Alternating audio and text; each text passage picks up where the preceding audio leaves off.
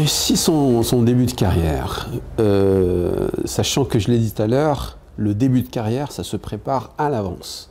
Il ne faut pas attendre qu'on finisse son diplôme, qu'on obtienne son carton, et là on va se dire, bah, maintenant je vais me lancer dans la vie active et comment je vais procéder. Non, ça se prépare à l'avance. Et tout ce qu'on a dit sur les activités paruniversitaires, sur les soft skills, sur l'implication dans l'université ou dans l'école où on est, l'implication à travers les stages, le relationnel, le réseautage, le LinkedIn, effectivement, comme plateforme pour pouvoir nouer des contacts avec les professionnels, partager des expériences, faire aussi étalage de ce qu'on appelle les histoires stars. Alors, qu'est-ce que c'est histoires stars? C'est les initiales STAR, ça veut dire la situation dans laquelle on s'est retrouvé, les tâches qu'on a eues, les activités qu'on a effectivement accomplies, et puis R, c'est les résultats qu'on a obtenus. Ça, cette méthodologie permet dans un entretien de montrer ce qu'on a fait et concrètement valoriser à travers même des chiffres. J'ai participé à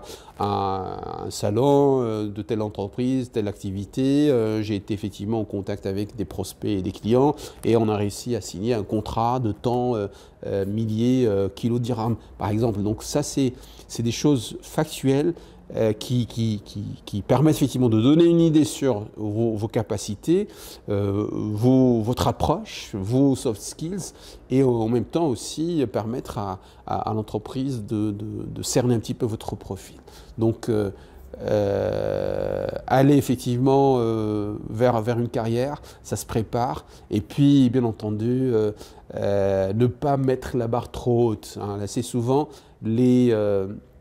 les lauréats, les jeunes lauréats, parfois, ils n'ont pas les pieds sur terre, comme on dit. Soit on est vraiment très exigeant par rapport à un salaire donné, et donc on laisse passer des occasions pour démarrer, pour s'investir parfois sur des projets.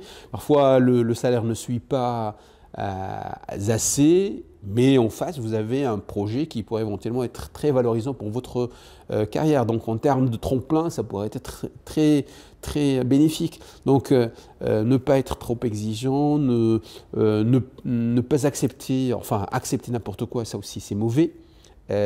Parfois, pour des raisons, on va dire, de besoin, j'ai pas d'argent, je veux quand même subvenir à mes besoins, montrer effectivement mon autonomie financière par rapport à la famille, etc., peut pousser un jeune lauréat de se lancer dans une activité formelle ou informelle même.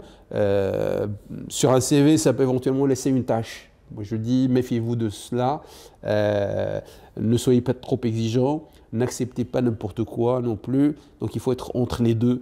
Et l'essentiel, c'est de gagner tout de suite, effectivement, en expérience, notamment en termes de montage de projets ou de gestion de projets ou d'implication dans des projets. C'est comme ça qu'on peut faire le tremplin nécessaire pour aller vers des choses meilleures.